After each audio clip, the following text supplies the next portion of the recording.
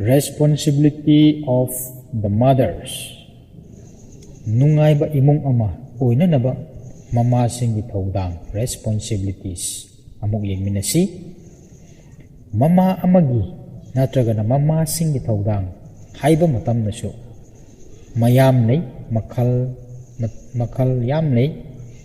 macha machu sing loina yengba taragadi matam yam sangani aduna loina yengba ngamoi aduna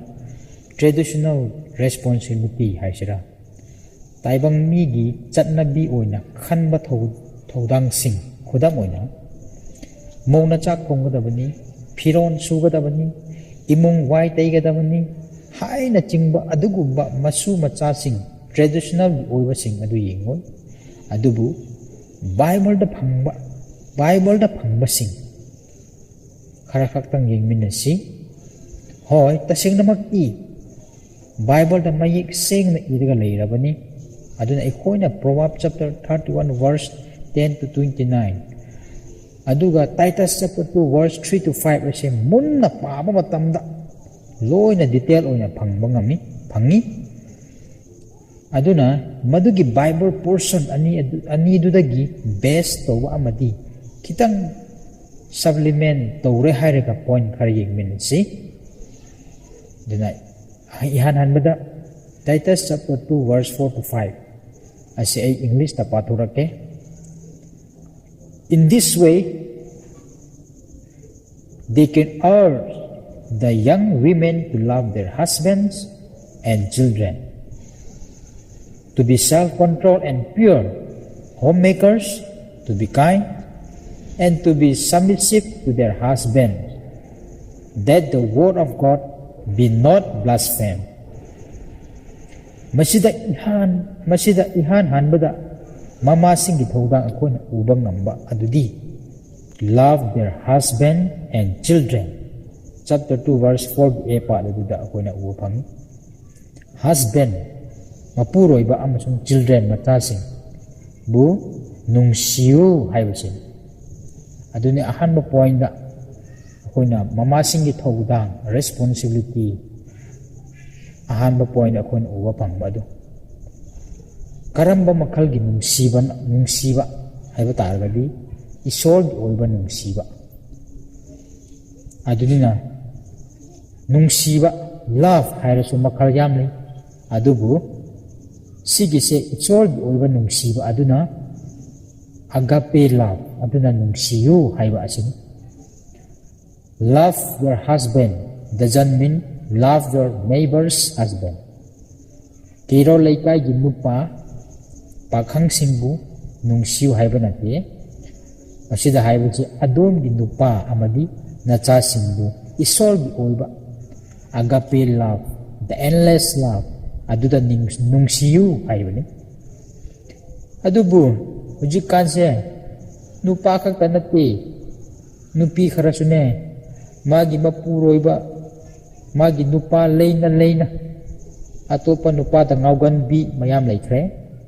tasengnamak thokiba thogdo natraga wari yam leinare nupa du thabak suba chatholingneida nupi duna atopa nupa ga wari saba chiron toba nungsi wari thaba jat thokre leikre atopa amana nupa du sefai oibagi ma leitringei posting da leiringei suti thoglakringei adu towe ada towe adu nupidu atopa nupaga chelamkhre haiba thogdok yam leikre aduna karigi asigumba tabadasu hangoinangai oiba tu chungnangai oiba thogdok simse yamna thokrabano karigi thokpano haiba taragadi isor oiba nungsiba adu akhoi marakta couples marakta family da leina daba gini haibasi masina tai masina utli aduna the endless love isor oiba nungsiba aduda adom gi nupabu amadi nacha singbu nungsiyu haibasi masida akhona uwa phangi. Yes, luhongba numittadi siba na natana akoibu khaiduk bidab oisanu hainei wasakni adubu punsi chuppa couple oiba ngamdeba mi oi kayamu leitaba nate aduna nungsiba ase asuk matik yamna darkar oi asengba nungsiba na couples natra matay manaw amabu punsi chuppa matay manaw oiba panghalli karmayna when they put God in the center makoigi imung makoigi thamoy makoigi karakta isor asibu mayai da moina thamba matamda makoi asi punsi chuppa couples matay manaw adu oiba ngami haiba asi aduna chiga mari leinana nupa amana sumaina mai nupa amana sumaina hairami nupi na magi husband bu nungsigadamni haibasi karamna no haiba taragadu sumaina mahna hai a wife is called to accept her husband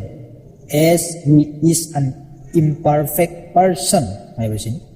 mana masida hainingbase nangi nupa adu mapung fadaba incomplete mangon da karino ama awat pa thumla ngarira morokla awat pa leiba mi oi amagumna accept tawgadabni haibachi kaya da phajaba natra yamna phajai haina khalli karigino hairadi nangi nupa ase matam mafam khudingda perfectly haina madugi wakhanda ma bukhanba nungsiba oiragadi karigumba matam numit ta nupana kitang saurakpa matamda noinigi marak natraka imungdo mei howani adunina masida haibuti mabu nangi napuroibabu husband bu imperfect ama oina accept tawgadabani nungsigadabani haiba asini koina uba phangba ase aduna nupi nahakna luhongdringei nungsinaringei nupana matam kibikta care lowbiba pambagi wakhan adu thadokadabani nupi nangnasu magi nangi napuroibabu care tawba amadi agape love isorgi oiba kathokpa nungsiba brother and sisterly nungsinaba brother and sisterly love nungsinaba adugumna nungsigadabani haiba asini karigi why because God enabled us to love so we should love our husband deeply asini inupana haibasi adunina husband khakta nungsibasu complete oidri karigi maramdi nacha singtu leiri nasai kona bible da ubupumna nahaki husband among children sing nungsigidabni hai khibugumna nacha singtu nungsigidabni bible na kari hai children are a gift from the Lord Psalm number 127 verse 3 to 5 aduda akoina uwa phangi amasung Titus chapter 2 verse 4 the a part aduda akoina uwa phangba aduni nacha sing adubu iswargi kudol oibanina isona kudol ona piba oibanina na iswargi oiba aduda na iswargi oiba nungsiba aduda nangna nungsigadabni haiba asini Titus chapter 2 verse 4 da sumaina ai English apato okay masida akoina Greek word amada philoteknos haina adugi love the philoteknos haina iba mo akoina thengnagani ai pato okay the Greek word philoteknos appears in reference to mothers loving their children asini this word philoteknos represent a special kind of mother love. The idea that flows out of this word is that of caring for our children, nurturing them, affectionately embracing them, meeting their needs, and tenderly befriending each one as a unique gift from the hands of God. Aduni kaya da phajana ikiba aduna napuroiba khakta nungsibaduna complete oiba nate nachasing isona kudo na piriba nachasing su nungsigadabni haiba asini kona mamasingi audang ihan hanbada kona point ahanbada kona uba phangba adudi sigi point asi swai sida loisinasi makagi point mu yengsi nungaiba imung ama oiba ngamnabagi damakta mamasingi thodang ani suba point adudi honorable woman or noble's character haiba asini Titus chapter 2 verse 3 adida kona uba phangani amasung Proverbs 31 da adunina another responsibility of a Christian wife is to be an honorable woman of God. Proverbs 31 verse 10 to 29 ko adida kona uba phangani maruina verse 10 adida kona read it about the wife of noble character in verse 10 and we learn that she is worth more than rubbish bini aduga verse 11 da akona uba phangba dudi that her husband has full confidence in her, so the husband should be able to trust you. Proverbs 31 asida honorable women or noble character asigi matang asida detailed explanation upon uba phangan adubu point asiga mari leina ena masida haijaningba tik tawningba point out tawningba adudi full confidence asigi point asini ina namana point out tawningba se nangi nupana full confidence adu namana thambra leibra nangi maom mato lifestyle naram chat wangang sangang aduna confidence nangi nupana confidence thamba yaba nupi nangi thaba thoram aduna nangi nupana nangonda full confidence thamba yaba nupi ama haibadu oibra haibadu isana check fajana tawna phagani kariguba madu full confidence adu leitaba taragadu nupi oribi nangi pukchel sinde aranba tore haibadu tai aranba tore haibadu tai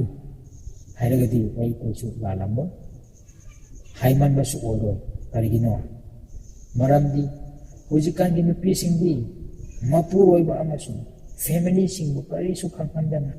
isana panba paisa isana phangba paisa haibagi wakhan ko karisu khangandabida same paisa kari lona ama pamba ithok lamba acha po thaba phiron thaba o kari o yam tawna dai adune maram aduna adugumba lichat tuna adongi nupana nangbu full confidence adu thamba ngamgadra haidu sana hangadabni aduna husband na full confidence thamba yaba nupi ama oiba haibuse nungaiba imung phangnabagi damakta asukki matik darkar oiba thodang ni haibuse koina khanggadabni full confidence imakada matangda number 2 they point out owning body wife also should live selflessly selfish over masagi ka handaba ayodene then and it is important that wives are honest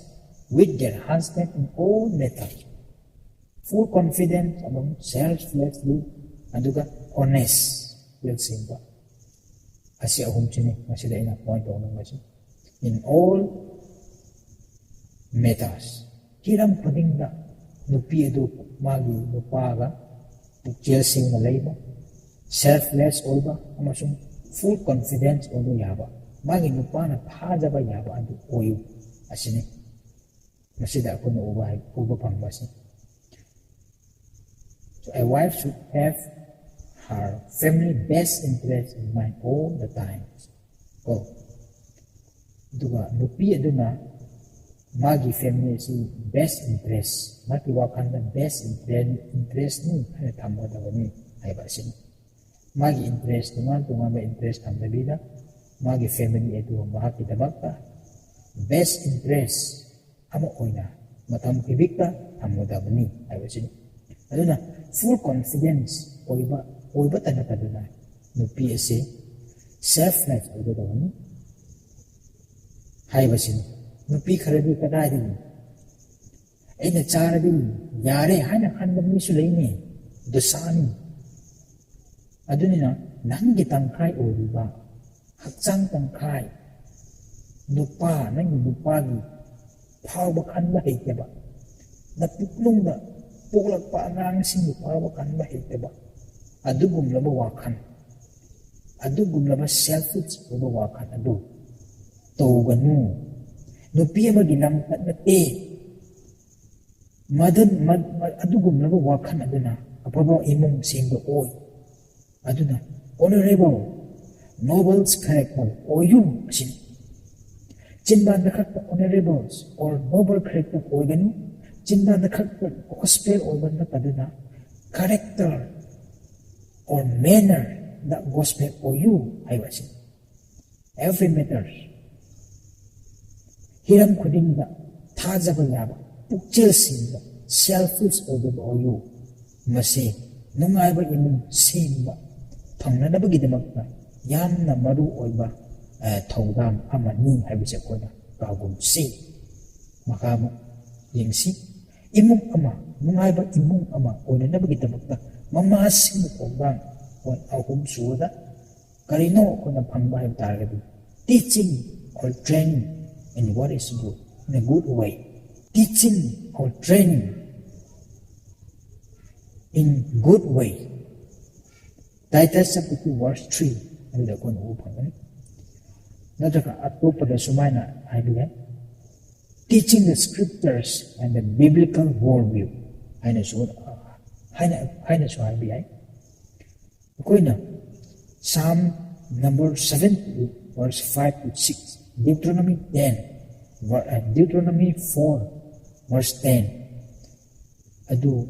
Bible verse adu koina yengba matam Israel machasingna karito bra hayadi isorna moigi purohitsi natraga leadership da magi wai takpi aduna moigi leadership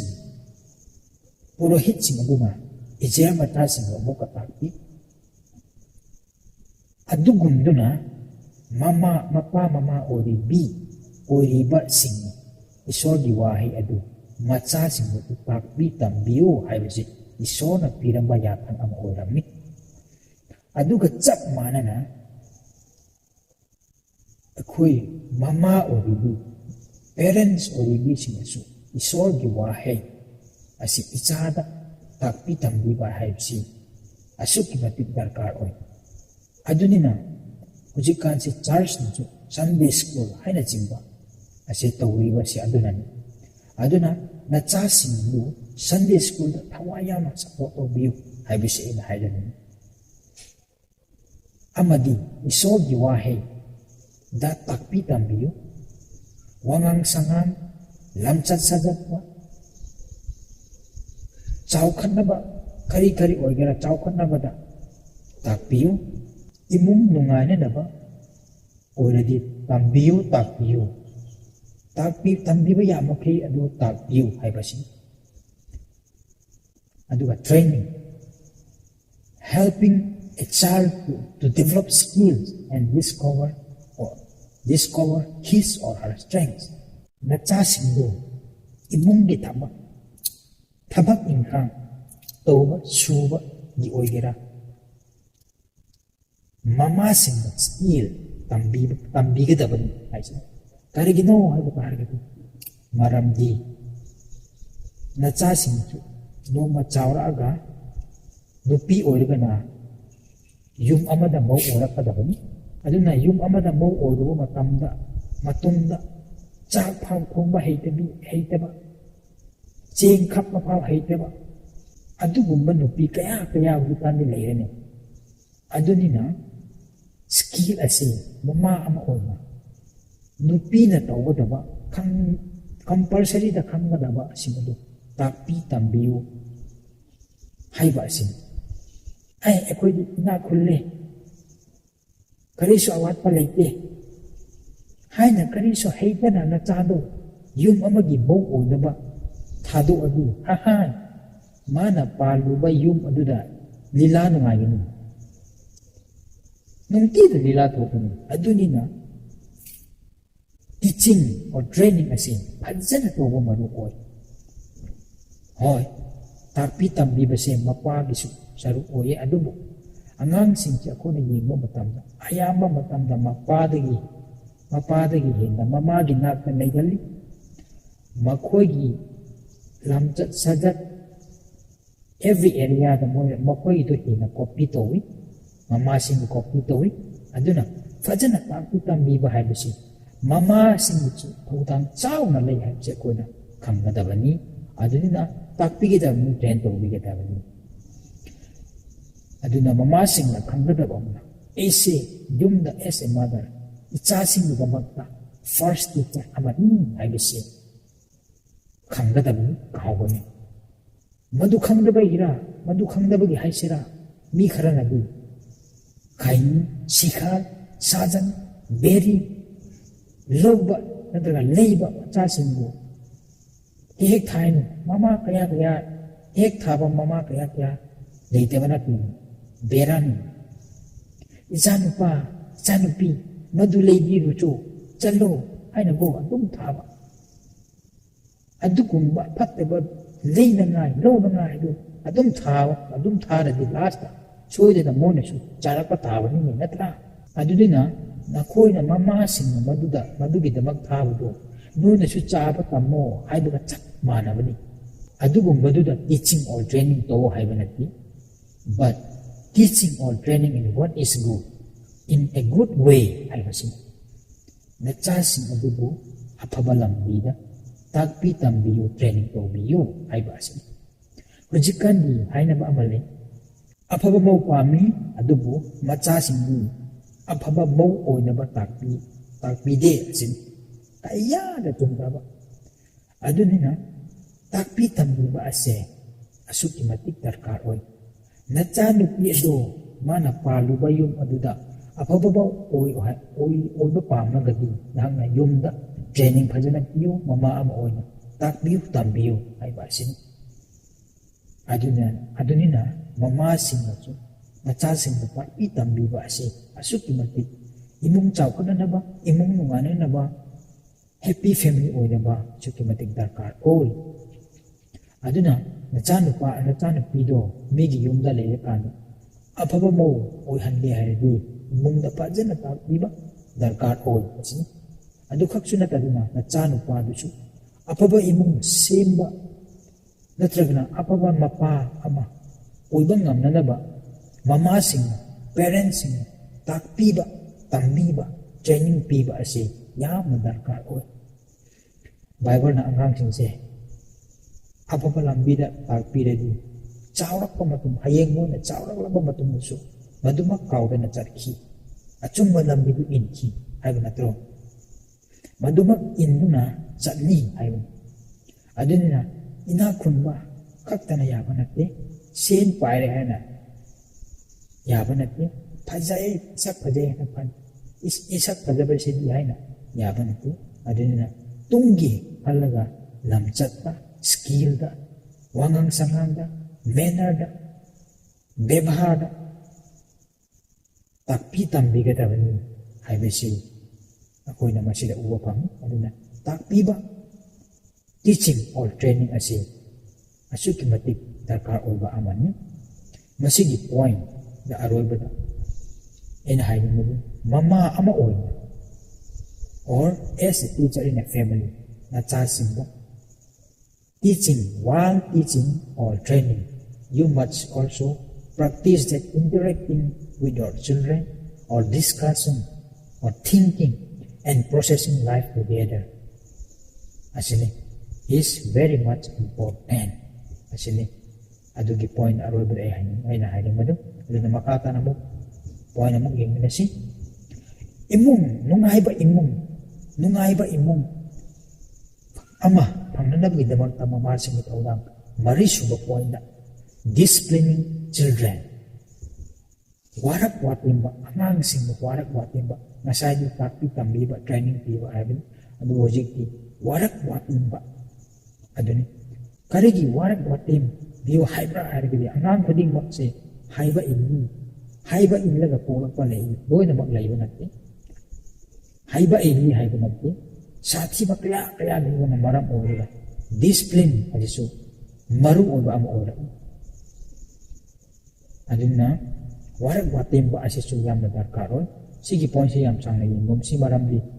bible asu marang kaina kun uwa phangba aduni bible asu loina leirawni aduna disciplining children angang sing adubu warak watimbi ba karamba maungda warak watimbi ka dabano ayagadi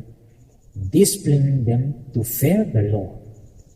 To fear the law is so book yinangay ilambida mo ko book warik watim ka dabano pattaba book to danangay warik watim biyo is so book yinangay warik watim biyo nung sina na with loving and family chip mo ko book warik watim biyo ay basin ako na Bible da Proverbs chapter 29 verse 15 and 17 and ako na kari ubo pang bra to discipline child produce wisdom ay basin but a mother is disgraced by an undisciplining child ako na angang singbu discipline to ko da asing ba ang makutoi adubu karika mama macabu warak teba mama adubu kai ba chopan nangi duna discipline your children and they will give you peace of mind and will make you heart glad aduna angang sing adubu discipline to aduna makuna nangi thamo adubu haraw hangani nungai hangani santi pangandani ay basi mama mapa karadi maca sing mu pu deba sulay ni ko angak panung siba niya ay sira adubu mama mapa sing ko no angan mo po diba mama mo pa do machasin do pathalambi da chatsanu hai baga chap mana bane pathalambi da chatsanu hai na tha baga chap mana bane hai so ko na pakada bane Ephesians chapter 6 verse 4 bring them up in the nurture and admonition of the Lord iso na yaba iso na pamba lambi da chasin adubu simbalo nurture to hai basin Proverbs 19 verse 18 na sumay na hay asa leiring ni na chasing warik mati mo se leikhom do kangdringi da akoina simba maongda design tungan ba maongda akoina simba yan adubu hek kangraba yadre aduga tak manabani angang singi punchi se Proverbs 22 verse 15 da angang singi thamoy da apangba foolishness napje yaw jay aduna jay da warak libana madudagi khaidoki lanbi haiba isni Proverbs 22 verse 15 ena haiba ni Bible la detail haiba ni adugi mathangda Proverbs 23 verse 13 to 14 kon yengo matam da sumai na mukka hai angang bo warak watim to bada kaisu ikai hangbo to ban jay da kala su siro jay da warak badana fatta badagi makul kanbi yamna leiri adubu asi point se sida bo chinase aduna warak watim bi basu fajana darkar oiba nungaiba imung ama oin na bagi tamagta darkar oiba oi amani mamasin thauda amani habisi oina khangdabani makai point mu niminasi nungaiba imung ama thangna na bagi tamagta mamasin thauda mangasu mo point care for her family or busy with home, care for her family, or busy, or manage home. Like that, chapter 2, verse 5. Alam ko ng upang. Imong mo yung simba. Nupi amana, asumay na hai. A Christian wife is responsible for caring for her family. Aduni, imong mo yung simba also. Christian nupi wife responsibility amani haibase imung bu care toba haibase Christian nupi amagi thawdang Proverbs 31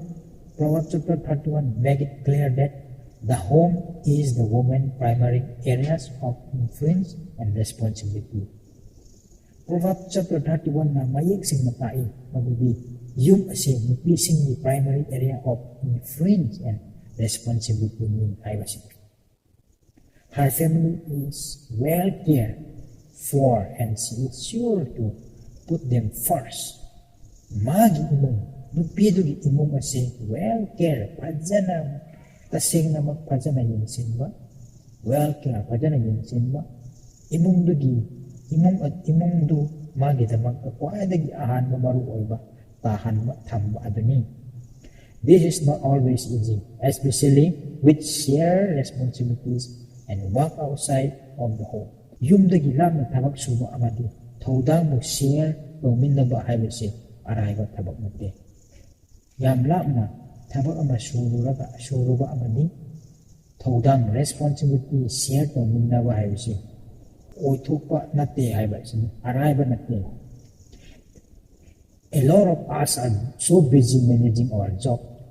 the house and the activities that we are involved in that we lose sight of our family in the midst of those busy days. Nupi mayam, nupi ekhoigi tabak ko fajana honarinne imungi tabak mayam do yengsingba nanghodare fail oirai haibasin. Often women are stressed out and stretched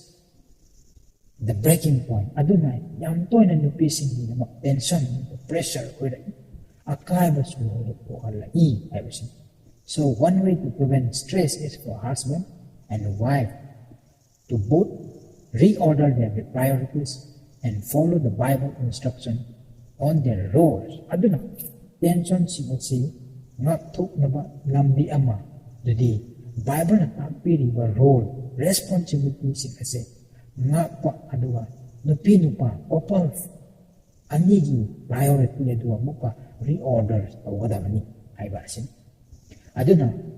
sige nupina magi experience share to kibo na imong yengsinba ase araiba tabak nate aduga mahang haibase mapanwi tabak tawuraga imungi tabak gamuka yengsinba si araiba nate makoina makoigi tabak to yengsinida imungi tabakta akaiba fail tawruga mayam lay haibasin. Aduna sige nupina magi experience share to kibay matungina egi wakanda nupina imungna tabak suba like any government service or else senthok naba tabak suba ase ay kaya support dawbe hoy senthok naba tabak suba di yam haraw nangai agat nangai oye adubu haiba ama layunina adubu haiba taragati negative natraga positive lay haibasini adunina nupisingna senthok naba tabak subase positive di yamne negative na ayamba oy maramdi imungda akaiba moigi responsibility da fail oirakpa akaiba thogai adunina aidi imungda nupina senthok naba tabak suba aise ay kaya thagatte hoy nupi khudingmak su ta manaba sunate adubu masida aina hainingadi Proverbs chapter 31 verse 10-19 matugina nupi asina diligent oirakteba lazy oirakpa imungi thabak ga magi thabak tu yengsingba gammoi do already thabak magi thabak to haisin give up to haisin aduna makoigi thabak aduga imungi thabak adu moina leveling toba ngamneba diligent orakpa ngamneba lazy orakpa taragi thabak tu nupina magi thabak tu to haibu egi support hoi kharadi nupana angangsing family yengsinga nupina service toba adu sulai tabunate makoi aduna atobu condition ore adubu makoi condition adubu ina haiban tu masida haibase aduna sigi nupina magi experience share tawkibai matungina nupina imungda thabak subase level boba ngamoidaba ordi ei kaya thagate support tawde haiba sin aduna quotation amana sumaina hai the Christian mother is marked for her diligence and resistance to laziness or slothfulness. Her chief function is not the perfect home, but rather a healthy home full of love, laughter, and order. Masin. Adunina mahakna perfect home phangna ngai hona badu namaru oibanate adugi sarukta kari healthy home full of love. Nungsinaraga laiminaba imung. Healthy oiba imung. Nokmin laiba imung. Order naina laiba palinaba imung adu mahakki main concern oigadabani nupigi concern oigadabani haiba asini. She keeps her home free not only from physical cover but watches for the spiritual and emotional cover of holiness. Aduni ma imung nupi aduna physical gi khaktang su yengdabida thawai gi oiba amasung emotional gi matang nasu mahakna yengsingi haiba asing adunina mama singna khangadaba adi as a caretaker of the family or busy or manager of home akoina khangadaba asi sinu si quotation na haikibai matukminna nakoina mama oiribi nakoina noi concern main concern oigadaba asidi perfect home onanga honabanu adubu healthy home full of love and order adu nungaiba imung ama oidana oiba ngamnanabagi dabakta masi koi mayam gedamagasu akoi target koi main concern adu chief concern adu oigadabani atopa amana nupi khara imung pubasing husband gi mama mapa yengsingbasing haitare magi mapuroibagi mama mapa yengsingbasing kayamuk care phajana lobra haibabu husband gi mama mapa singdo ana ayek pokpa matamda sukling yengsinbidaba thau sabidaba su laibani ko nupi sing piksilu angak pani mokoi gi phiron hawa sukling daba mi yam leine madu tawanu as a manager or caretaker of the family adugumba lichat du tawanu asingba mi gi lichat nate adugumba lichat tuna kari karamba nungaiba imung siba ngamado uge haibasi ko koina akogi wakhanda kawoi dobo wafom ni adugasu mathakta nupi oribi nangna khangadaba amana nangbu poglakpi mama namadubu just apopi nama oibani adubu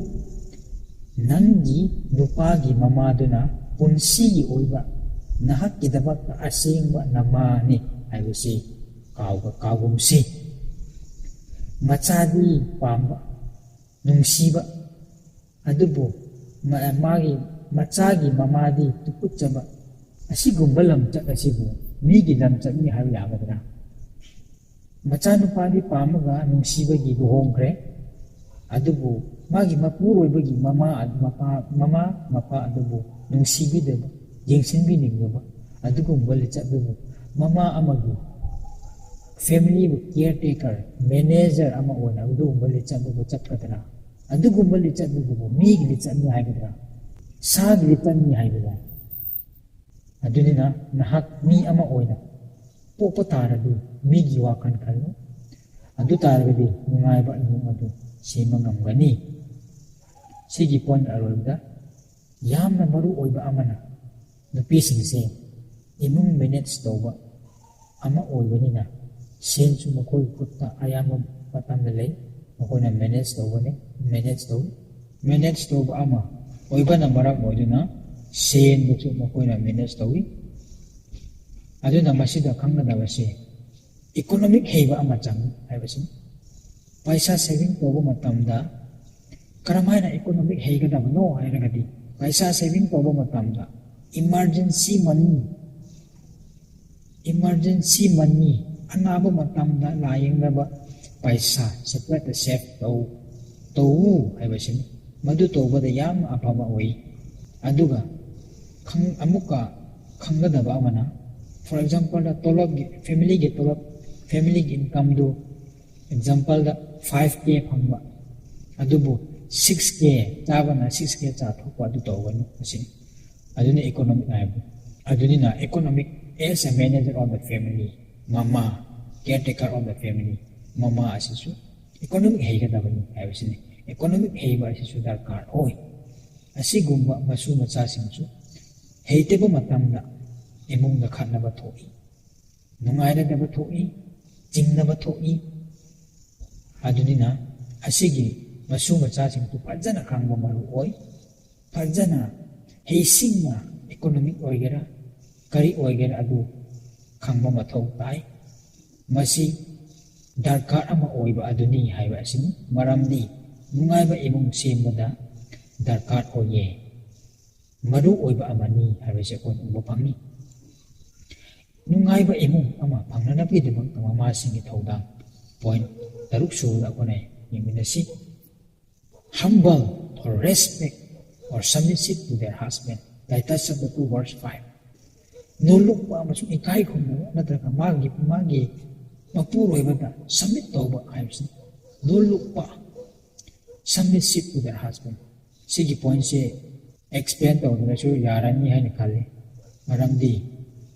luna don nolukpa ngak oikhre respect su oikhre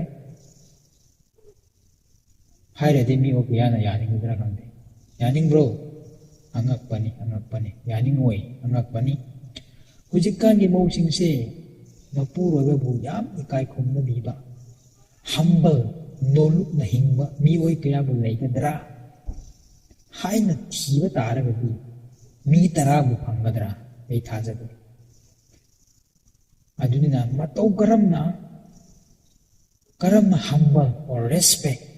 submissive oigadage haiba taragadi akona bible da yam majaba ama phangi kanagi matangda no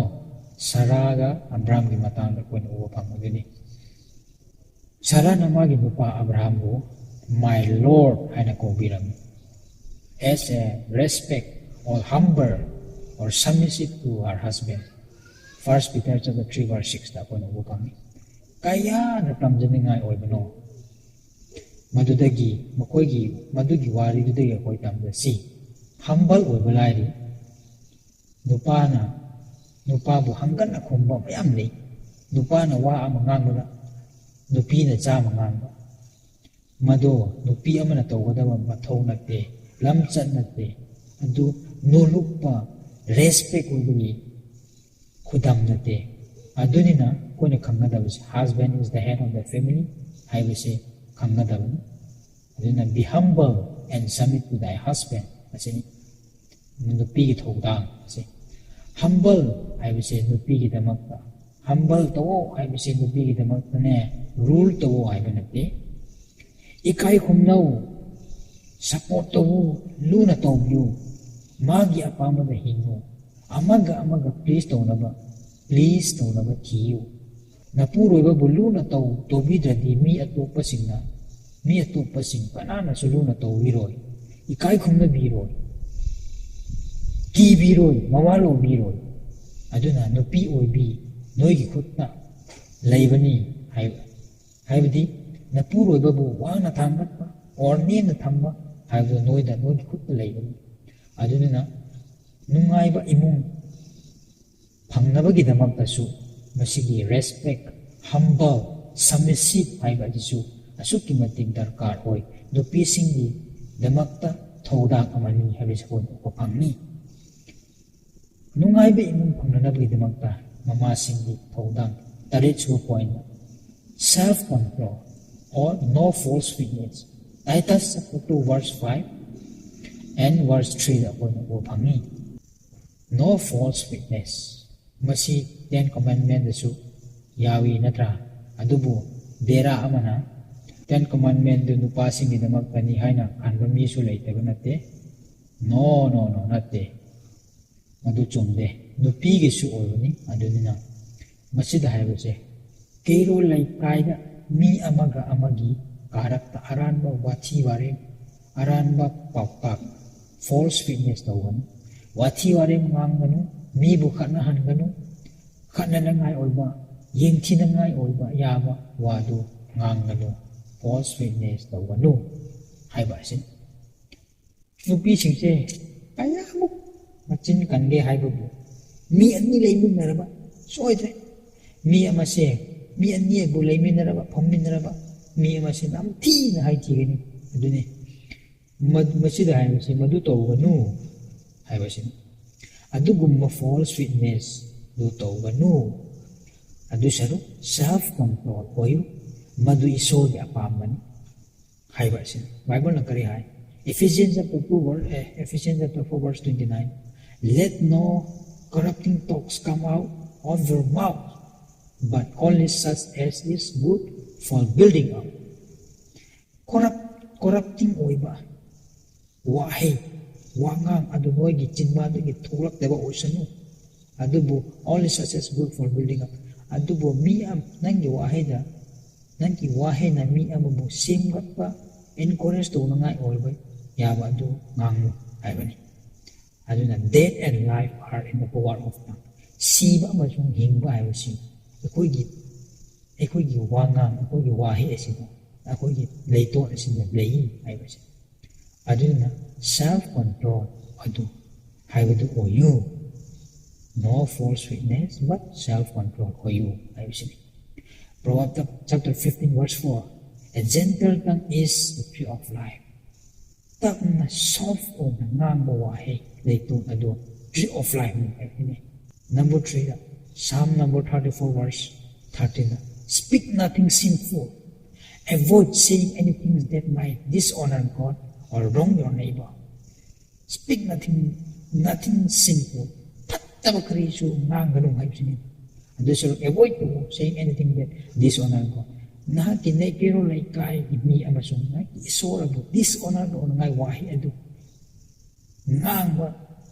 Ngangdeba oyu haibsini.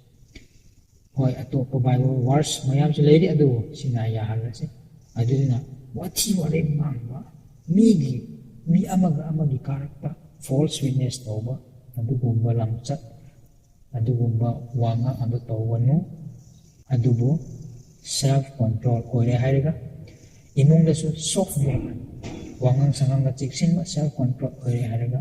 nungaiba imung semdaba hotnagadabani haibasini Point di mayam leri adubu point amakhaktang last bi oina kona yengaga losilasi last point gidamakta last point number 8 nungaiba imung pangnanaba gidamakta mamasin tawdang last point masidi phajare he last point bu karino aradi no drinking wines or pure life Titus chapter 3 verse Titus chapter 2 verse 3 and 5 one upang yu thakdeba amasung asengma punsi mahing oiba haibasing bazare nupa khaktana thakpa imung phau khangba ngamdurgan sin nupina sumuk thai nungairani imung do nungki da lila laigani do atro adina no drinking wines nupina yu thakkanu adu sharu pure life asengma punsi cheksinna leiba imung phau ayambadi imungi awat palaibagira anayik laibagira problem laibagira nungaina laiba or natraga panba ngamdaba mi oi pikthanna lei adubu amuka nupi na yu amuk thaba khunungai ama haibu oi ni to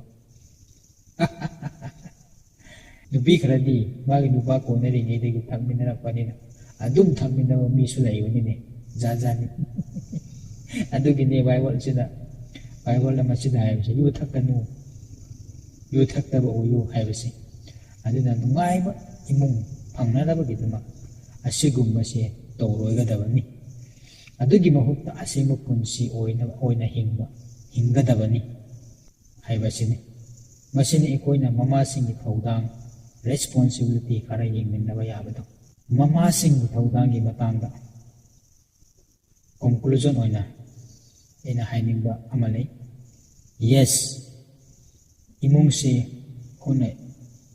yengba matamda nupana head ni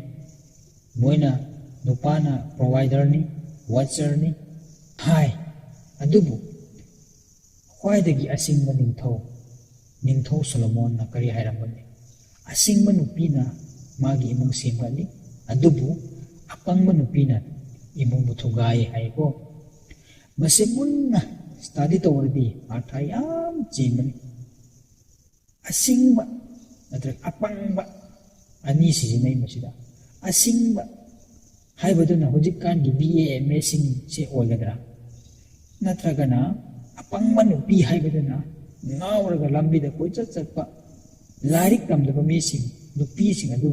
oigani haina khanbra oigadra no suknan nate larik laisu heiba heiteba mesing bu masida haiba nati mapuro babu support toba heiba nupi adubu asingba koi amadi support toba heita mi imung da bera tawganbi imung sengba ningdaba mapuro babu support toba heita mi adubu angawbi apangbi ni aina mingthon bi bani mingthon bani adune masida kon Solomon yu aida kon bofam basi adunina asingba nupi imung nungaiba ama oiba ngamandaba gidamakta mamasi asingbi haiba se asukmatik darkar oi habisu ko na kangadam Bible da wide singba nupa Solomon pa nupi da magi konchi se machetan tugai biram natro adunina nupi singse imung da noigi thodang imung nungana na gidamakta imung gi thodang nupi gi thodang yam chauna le habisu kawan aduna Nungaiba imung pangnanaba mamasing na makogi thogang masak monna angba darkar oi fajjana naaga chatpa maru oi adugi mapana nungaiba imung ama haibadu oira panga madawri bani haibisi akoina fajjana khangba darkar oi mathangda machasingni thogang sik